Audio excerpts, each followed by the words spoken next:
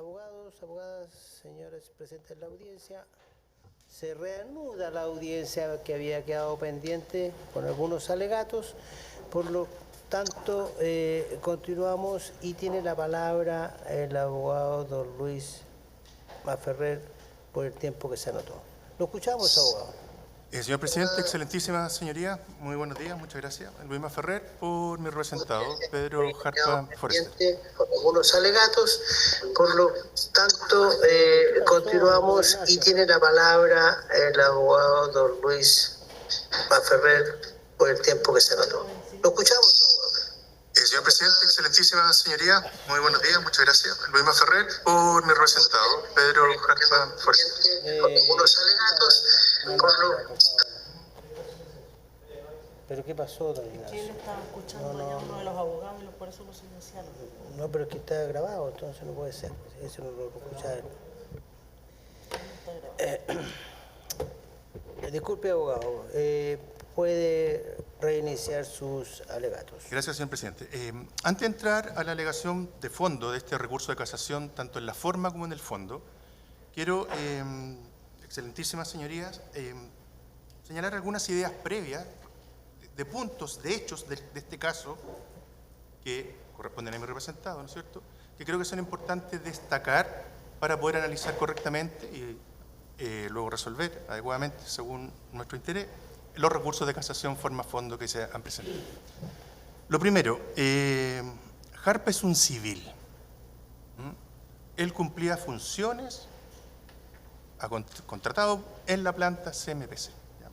Él no es un agente del Estado, no era un funcionario de Carabineros, ni un funcionario del Ejército, es un civil. Primer punto que quiero dejar claro.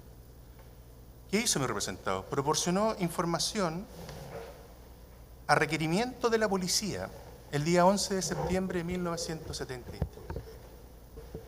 Nada más. Respecto de una lista que él no confeccionó y que los funcionarios de Carabineros que se situaron en el lugar le pidieron referir o relacionar nombre con persona. Jarpa no participó en los traslados de las personas, que posteriormente formaron parte de un grupo de personas que fueron fusiladas.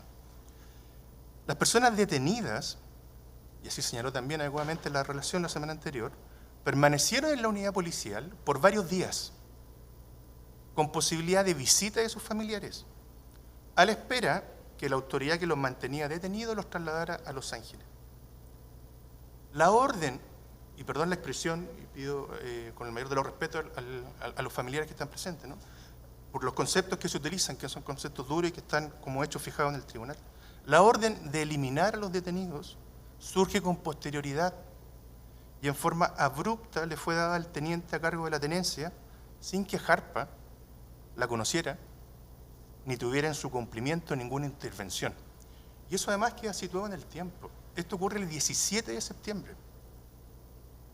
Pedro Jarpa, civil, que a requerimiento de la policía solo relacionó personas con un listado que él no elaboró.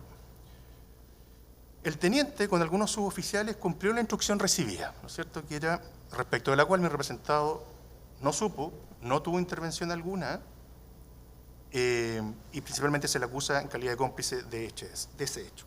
Mi representado fue absuelto en primera instancia por el ministro Aldana. Esa absolución fue revocada por voto de mayoría y se le imputó participación como cómplice en delito de homicidio de 7 personas. Este voto de minoría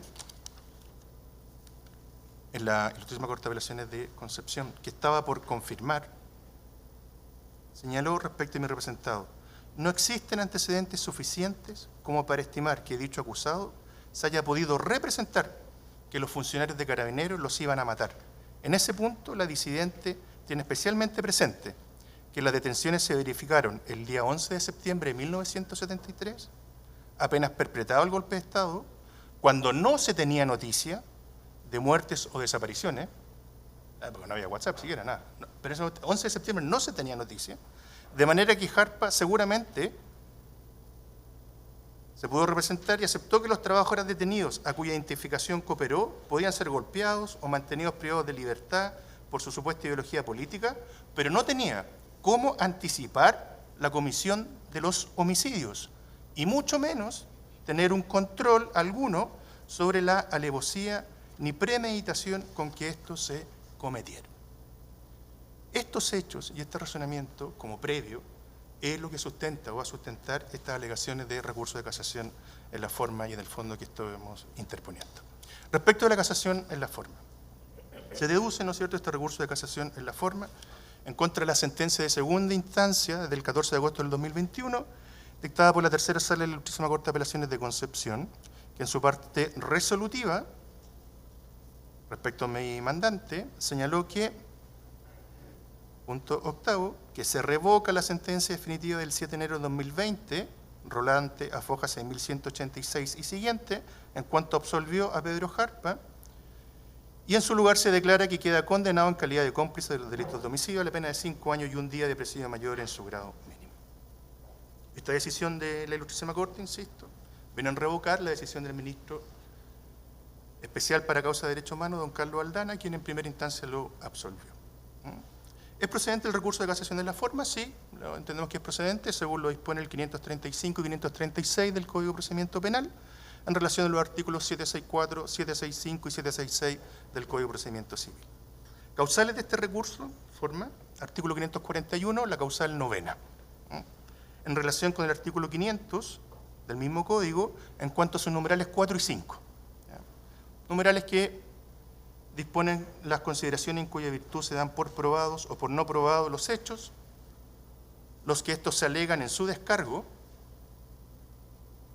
ya para negar participación, ya para eximir de responsabilidad, ya para atenuar esta, así como razones legales o doctrinarias que sirvan para calificar el delito y sus circunstancias, tanto respecto de agravante y atenuante. Respecto de los hechos fijados por el Tribunal de conformidad número 3, ya lo hemos señalado, es en calidad de cómplice. ¿Por qué son estas causales de casación en la forma? La defensa de mi representado siempre sostuvo con lo principal, solicitud de absolución, en subsidio, alegaciones minorantes de responsabilidad penal.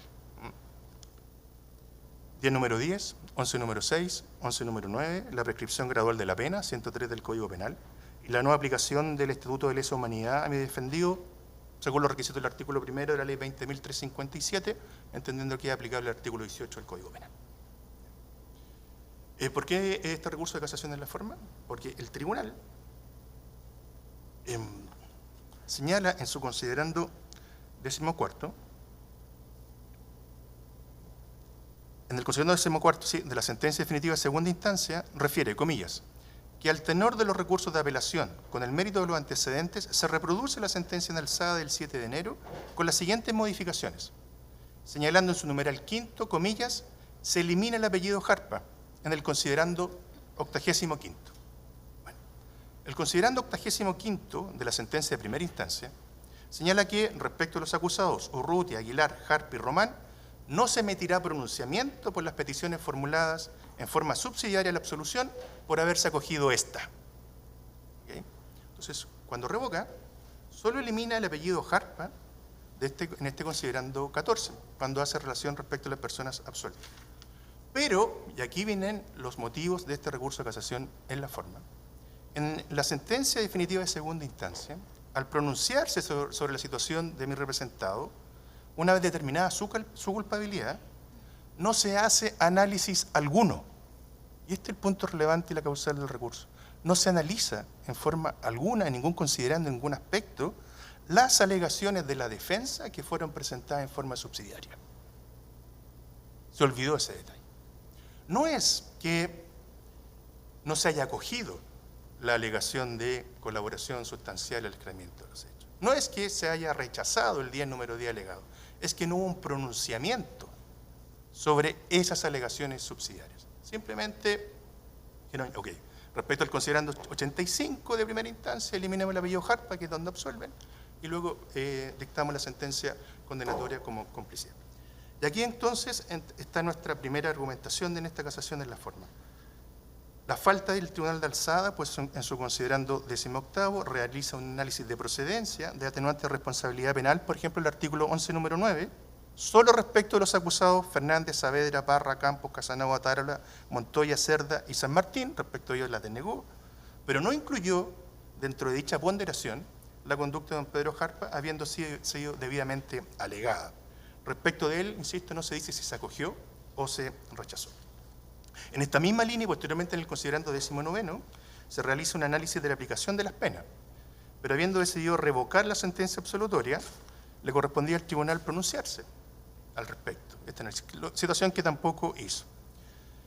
No analiza, insisto, la no aplicación del Estatuto de Crimen de Lesa Humanidad en autos de mi defendido. En efecto, respecto de él no se dan los requisitos del artículo 1 de la ley 20.357,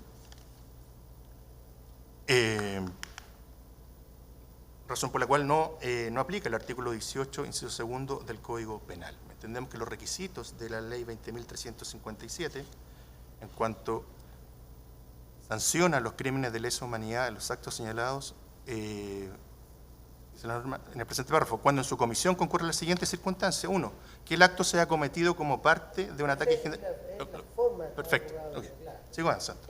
Respecto de el 10 número 10, tampoco hay un pronunciamiento sobre el 10 número 10. Sí, eso también es forma, o sea, Omitió pronunciamiento y estoy señalando cuáles son los argumentos de defensa planteados de forma subsidiaria. Perfecto. Perfecto. Entonces, entendiéndose que ese es el argumento de los recursos de casación en la forma, paso a los de casación en el fondo. ¿Okay? Procedencia de casación en el fondo, sí, el 546, ¿no es cierto? Debiendo destacar por aquí lo que, en esta parte lo que nos interesa, el artículo los numerales, 1 y 7 del artículo 546. 1, que la sentencia, aunque califique el delito con arreglo a la ley, imponga al delincuente una pena más o menos grave que la designada en ella, cometiendo error de derecho, ya sea al determinar participación que acabió al condenado en el delito, ya sea al calificar los hechos que constituyen circunstancias agravantes, etcétera, como continúa la norma. Y el número 7, haberse violado leyes regulatorias de la prueba. Siempre que esta infracción influya sustancialmente en los dispositivos del fallo, que es lo que ocurre. De hecho, analizando la prueba, en nuestro juicio, modo inadecuado, llega a la conclusión de la sanción penal. ¿Cuáles son las infracciones? En nuestro juicio, determinó equivocadamente la participación como cómplice de Pedro Luis Jarpa Forster en estos hechos. Este error de derecho infringe el artículo 16 del Código Penal, ¿cierto? Valoró como presunciones que cumplen todas las condiciones que establece el 488 del Código Procesal Penal, antecedentes que a juicio de esta parte son muy precarios y voy a empezar a referir sobre ello. A ver, claramente mi representado no puede ser sancionado como autor, entendemos que claramente no lo es como encubridor, y la discusión entonces es si los hechos son o no para determinar que existió complicidad. Si se examinan los hechos que se dieron por establecido, es evidente, a juicio de esta parte, que Jarpa Forster no pudo considerarse autor ni cómplice. Entonces, ¿por qué no existió complicidad? La norma del artículo 16 señala, son cómplices los que cooperan a la ejecución de los hechos por actos anteriores o simultáneos. Lo que, si nos atenemos a la historia del caso, no se da, pues, si bien la actuación de Jarpa fue anterior a los homicidios, solo consistió en proporcionar al teniente de carabineros, jefe de la tenencia de Laja, a su requerimiento, información para las detenciones que iba a realizar ese pelotón. Todavía más, ni siquiera ese teniente sabía que el día de la detención que él encabezó iba a terminar en la ejecución de estas personas detenidas. Estas personas detenidas contra el expediente incluso fueron visitados por sus familiares durante el 11 y el 17 y los días posteriores a la detención en dicha unidad.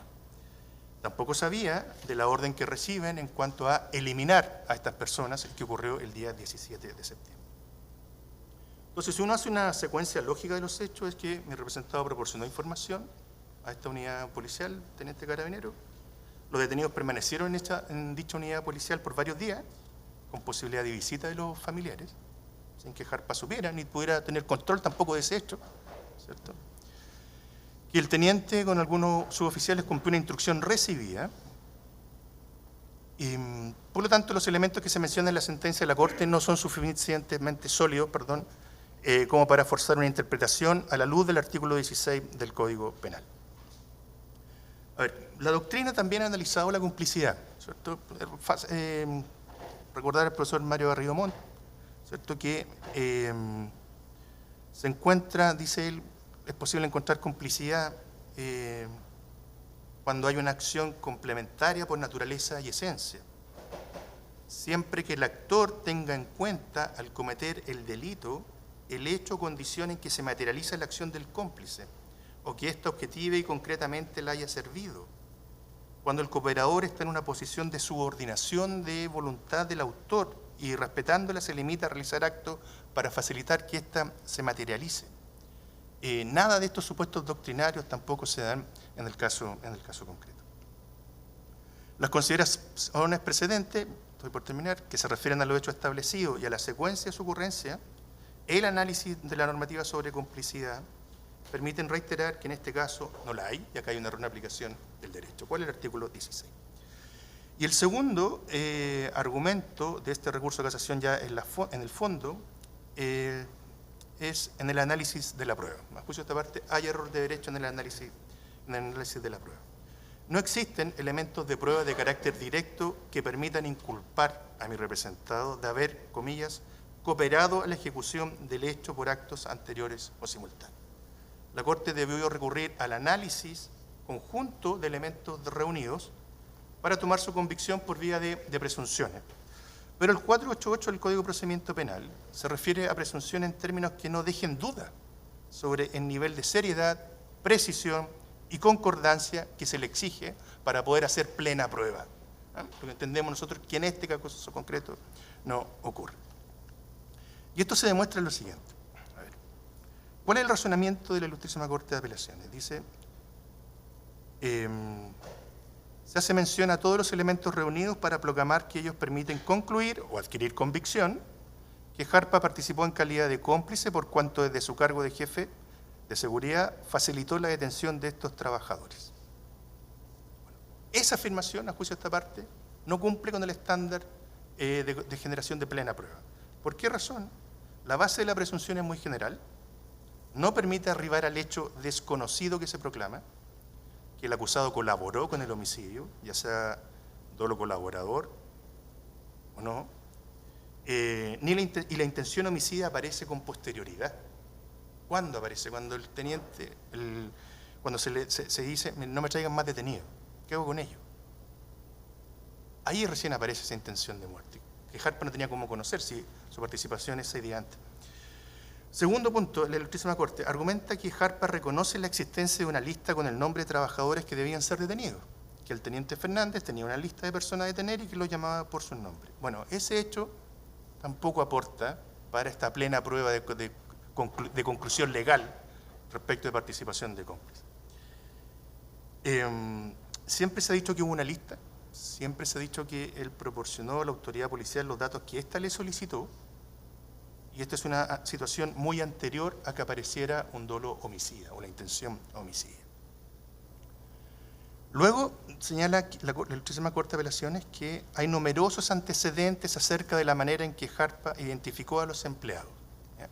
Y lo refiere a los siguientes testimonios. El testimonio de Eduardo Cuevas, quien señaló que el 11 de septiembre al salir de su trabajo le ordenaron hacer 2 filas y los que figuraban en una lista eran llamadas por Jarpa. El de Domingo Bucaray, jefe de Relaciones Industriales de la CMPC a esa fecha, declara que vio al personal de seguridad policial seleccionar trabajadores, José Cueva, Osvaldo Burgos, Fernando Michel. Pero los sentenciadores de segunda instancia concluyen, a juicio de esta parte, sin cumplir con los requisitos exigidos por la norma sobre presunciones, que independientemente de quien confeccionó la lista de los trabajadores que fueron detenidos y posteriormente fusilados, facilitando su identificación. Tal conclusión, y aquí voy cerrando, carece de sentido en cuanto a determinar complicidad en los homicidios motivos de la acusación. La insuficiencia obedece a lo menos los siguientes motivos, porque esos antecedentes tenían objetivos diferentes de análisis, cuál era demostrar la forma en que se identificó a los trabajadores, porque no conducen necesariamente a ella, y porque hubo muchas otras actuaciones de cooperación anterior que podrían vincularse artificiosamente con mira a un reproche penal. Entonces, a juicio de esta parte, la sentencia de segunda instancia utiliza un argumento de contexto para para justificar su afirmación que el acusado actuó con dolo eventual, que tampoco es compatible con las exigencias sobre presunciones transcritas ya señaladas. Y creemos que sí ha aceptado el voto de minoría con el cual comencé mi alegación. No tenía cómo saber, ni siquiera a título de dolo eventual, el desenlace de la relación personas de una lista con la sindicación de quién es.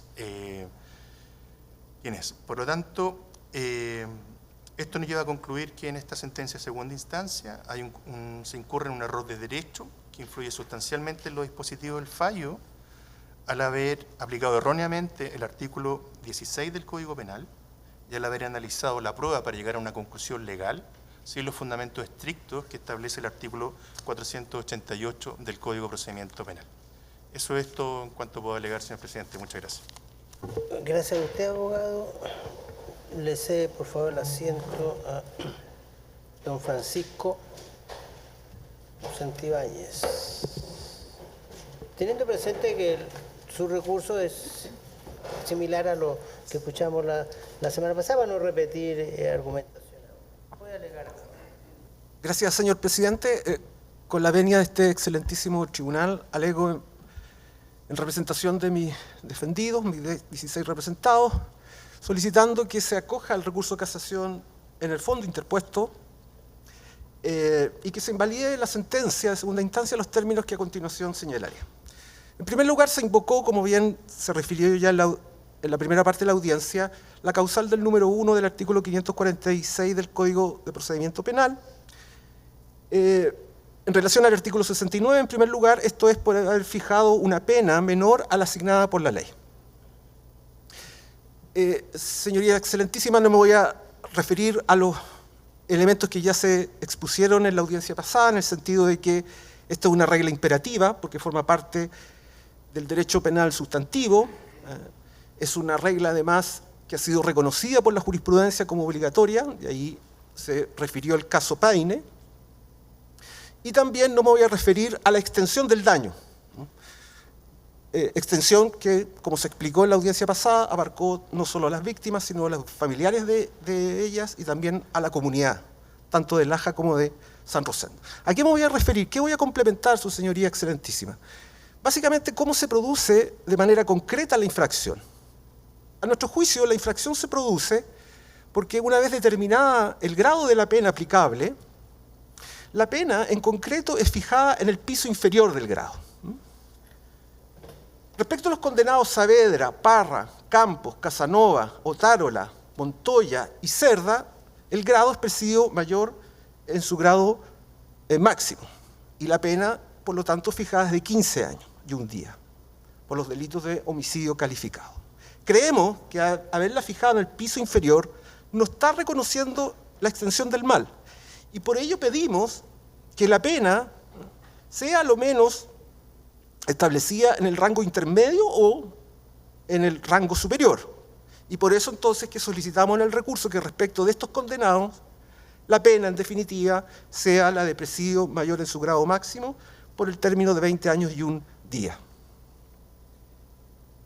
En segundo lugar, respecto de la situación del condenado Jarpa, decimos también que aquí hay una infracción al artículo 69 porque una vez fijado el grado de la pena, presidio mayor en su grado máximo, se establece, presidio mayor en su grado mínimo, perdón, se establece la pena en 5 años por el delito de por la calidad de cómplice en los delitos de homicidio simple de 7 personas. Lo que solicitamos nuevamente es que la pena en concreto sea aumentada y por eso es que pedimos que se le fije una pena no inferior a 10 años y un día.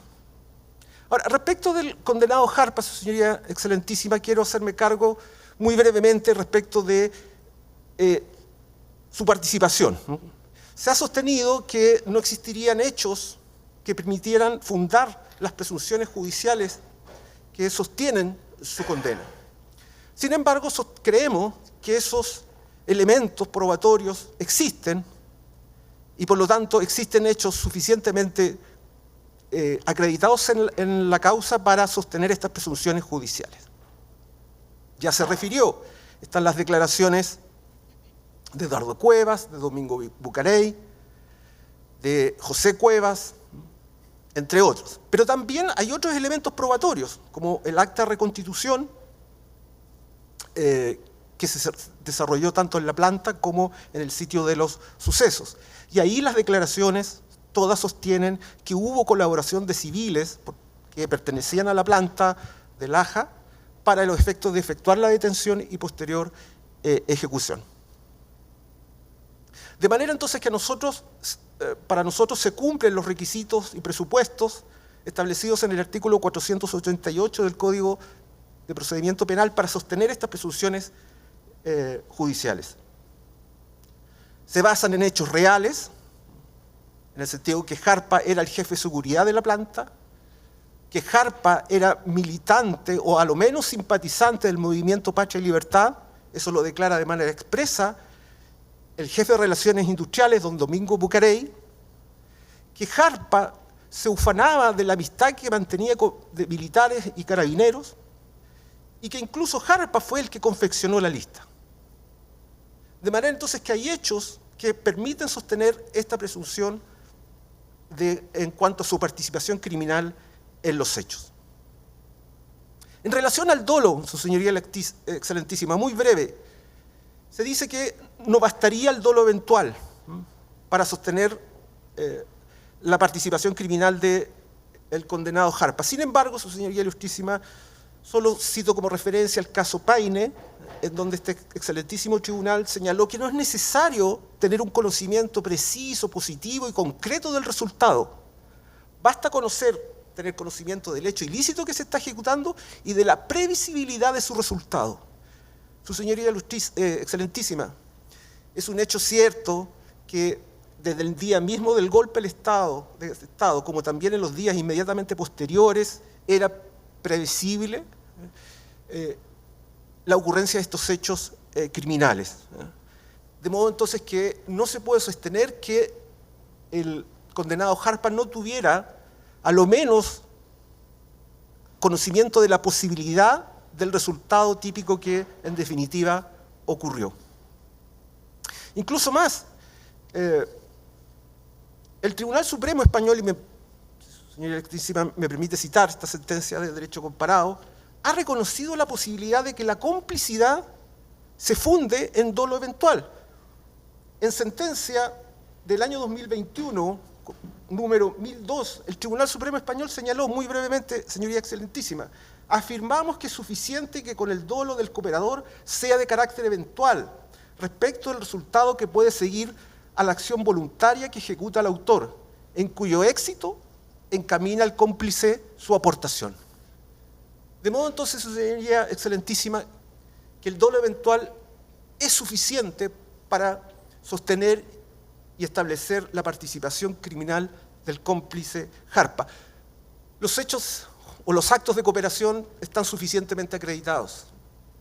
Él identificó a los detenidos, participó a lo menos en la confección de la lista, e incluso más en algún momento refirió respecto de un detenido que lo vieran por última vez, porque con su detención evidentemente se buscaba un resultado específico que era eliminarlo físicamente.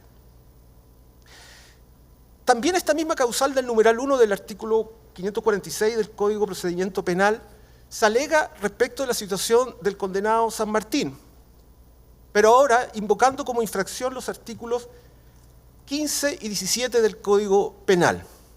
Como bien se refirió en la relación, el condenado San Martín lo ha sido en calidad de encubridor de 19 homicidios simples. Sin embargo, sostenemos que hay una infracción a las normas ya referidas, una infracción de derecho, por cuanto debió ser condenado como autor o coautor de 19 homicidios calificados. ¿Y por qué? Porque el fallo de segunda instancia señala que lo único que está acreditado es que San Martín participó de la comitiva, pero no hay certeza acerca de en qué consistió en términos concretos su participación. Y por lo tanto concluye la Corte que es imposible determinar si ejecutó actos o si tuvo dominio del hecho. O sea, incorpora un enfoque, ¿no es cierto?, funcionalista para determinar la coparticipación. Sin embargo, sostenemos, señoría excelentísima, que ese enfoque es insuficiente. No olvidemos que existe un enfoque mucho más integral y completo de la coautoría, que nos dice que no es necesario determinar quién tiene el dominio de los hechos. ¿Por qué? Porque en los casos de coautoría, el dominio del hecho lo tiene el colectivo. Y aquí, su señoría la excelentísima, está acreditado que los hechos son consecuencia del accionar de un colectivo. Los mismos carabineros, cuando declaran, reconocen la participación en la comitiva, entre comillas. Esta comitiva es el colectivo que ejecuta los hechos típicos. De manera que todos aquellos que intervinieron o participaron de la comitiva pueden entenderse como autores de los delitos. El gran tratadista Jacobs lo dice. Todos los que intervienen en esta acción colectiva son autores, independiente de quién mueva la mano para ello, cita textual. Y por eso este autor sostiene que no es necesario establecer roles principales o roles secundarios en función de quién tiene el dominio del hecho. ¿Por qué? Porque aquí, en los casos de coautoría, lo esencial es determinar el colectivo. Y el colectivo aquí está configurado por el concepto de comitiva. Y por lo tanto, a nuestro juicio, quienes intervinieron en la comitiva tienen la calidad de autores. Este mismo argumento, señoría excelentísima, vale respecto de los condenados Otárola, Montoya y Cerda. Se ha sostenido, por la defensa de ellos, que no está acreditado ninguna acción o acto inmediato y directo en la ejecución de los hechos. Se ha sostenido que Otárola simplemente mantuvo las luces de su jeep para iluminar el sitio del suceso. Prácticamente habría tenido una conducta totalmente pasiva. Respecto de Montoya se dice que solo vigiló a varios metros de distancia, vigiló los vehículos de la comitiva. Y respecto de Cerda se dice que simplemente él condujo uno de los tantos vehículos. Pues bien, nuevamente, ellos forman parte de la comitiva, por lo tanto forman parte de la acción colectiva, y al formar parte de la acción colectiva son autores.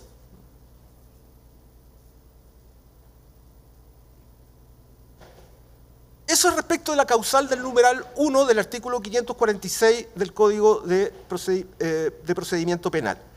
Respecto de la segunda causal alegada, la del numeral 7 del mismo artículo en relación al numeral 4 del mismo artículo 546 del Código de Procedimiento Penal. Sostenemos que aquí ha habido una infracción a estas se ha configurado esta causal por cuanto se ha incurrido una infracción al artículo 488 del Código de Procedimiento Penal y también del artículo 459 del mismo texto legal. Y esto en relación a la situación de don Alejandro Leonel Aguilera Covarrubias. Y aquí solo recuerdo a este excelentísimo tribunal que las leyes reguladoras de la prueba no solo refieren a aquellas normas o reglas que determinan la admisibilidad, la aportación o la valoración de los medios de prueba, sino que también las leyes reguladoras de la prueba refieren a aquellas reglas que determinan la eficacia de las pruebas.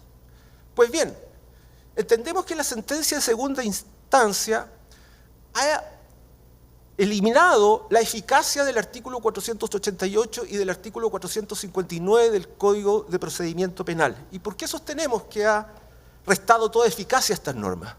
Porque no ha considerado que a partir de hechos reales, múltiples, concordantes y precisos, es posible deducir o inducir o inferir presunciones judiciales que permitan sostener la calidad de autor cooperador del señor Alejandro Leonel Aguilera Covarrubias. Para entender esta situación, su señoría excelentísima, debemos hacer referencia en términos muy breves a los hechos, para entender cómo se produce esta infracción de derecho. Y me refiero básicamente al telón de fondo. ¿Y cuál es el telón de fondo? El contexto de los hechos, el contexto fáctico de los hechos en la época en que estos ocurrieron. El telón de fondo, Su Señoría Excelentísima, es que existió una coordinación entre la empresa, compañía manufacturera de papeles y cartones, específicamente en su planta de Laja, con las autoridades militares y policiales de la época, a fin de lograr un objetivo bien preciso, como bien se explicó en la primera parte de esta audiencia: la eliminación de aquellos elementos que se consideraban peligrosos para la integridad o el mantenimiento de la empresa. Esto no, Señoría y la Excelentísima, no es un hecho aislado, no es que haya ocurrido de manera episódica en Laja o San Rosendo. Esto es un fenómeno que se vivió no solo en Chile, sino en todos los países de Latinoamérica en los que ocurrieron golpes de Estado. Esta mancomunión entre empresarios y fuerzas militares a objeto de lograr un objetivo político-económico, que era la defensa de ciertas empresas. Incluso más, en el caso de esta compañía, recuerden que esta compañía prácticamente fue un ícono, con aquella frase, la papelera no. Por lo tanto, era un contexto muy específico que explica estos hechos. ¿Y cuáles son estos hechos que están acreditados? En primer lugar, que el señor Alejandro Aguilera Covarrubias era el jefe de la planta, la máxima autoridad de la planta, y que todo reportaba a él. Él tenía conocimiento de todo lo que ocurría en la planta. En segundo lugar, que hubo actos de cooperación, de favorecimiento, de facilitación por parte de la empresa para la ocurrencia de los hechos. Está absolutamente demostrado en los antecedentes que obran en la causa que en forma previa al 11 de septiembre ya había una coordinación con las autoridades militares. Incluso está acreditado por declaraciones, por ejemplo, de don Domingo Bucarey, que antes del 11 de septiembre existía una patrulla militar instalada en la compañía, en la planta. También resulta acreditado que la compañía entregó información a Carabineros para los efectos de efectuar las detenciones, que también facilitó medios de transporte, camiones, petróleo, choferes, que también facilitó a Carabineros alimentos y alcohol, a lo menos en el día de la ocurrencia de los hechos. Como bien se explicó en la primera parte de la audiencia, los carabineros que participaron de estos hechos bebieron alcohol que fue facilitado por la compañía, ellos mismos lo reconocen, tanto en forma previa a los hechos como en forma posterior. También que facilitaron cordeles, amarras y palas que utilizaron los carabineros para la ejecución de los hechos y el posterior ocultamiento de los cuerpos. Y esto es un elemento bien importante, que facilitaron la cal con la que luego procedieron a la exhumación e inhumación posterior de los cadáveres para favorecer su efectivo ocultamiento. Incluso más, está acreditado que el mismo señor Covarrubias, Aguilera Covarrubias, perdón, envió cartas de despido a las personas detenidas, cartas de despido que fueron despachadas en el mes de octubre del año 1973, teniendo conocimiento ya de la ocurrencia de los homicidios. De manera entonces que existen hechos probados que nos permiten construir percepciones judiciales a fin de arribar a una decisión condenatoria respecto al señor Aguilera Covarrubias. Su Señoría Excelentísima, esta ha sido una investigación, una causa que se ha alargado por un tiempo bastante significativo. De hecho, se ha generado ese fenómeno que algunos autores han denominado la impunidad biológica. ¿En qué sentido? En el sentido que involucrados han fallecido. Basta revisar los antecedentes de la causa para darse cuenta que muchos de los involucrados en los hechos ya han fallecido, pero también han fallecido víctimas. Y por eso sostenemos que es necesario que en esta causa se logre el máximo de condenas para todos los partícipes en los horribles hechos que han sido materia. Y por eso solicitamos entonces que se acoja este recurso de casación en el fondo, en virtud de esta causal del numeral 7 en relación al numeral 4 del artículo 546 del Código de Procedimiento Penal, y se condene al señor Alejandro Leonel Aguilera Covarrubias como autor, cooperador, en virtud del artículo 15, numeral 3, de los 19 víctimas en calidad, insisto, de autor de 19 homicidios calificados a la pena de presidio mayor en su grado máximo o a la pena que este excelentísimo tribunal determine en mérito de los antecedentes de la causa. He concluido mi alegato. Bien, abogado, muchas gracias. El tribunal va a hacer un pequeño receso, 20 minutos, y a las 11 volvemos a escuchar más alegatos.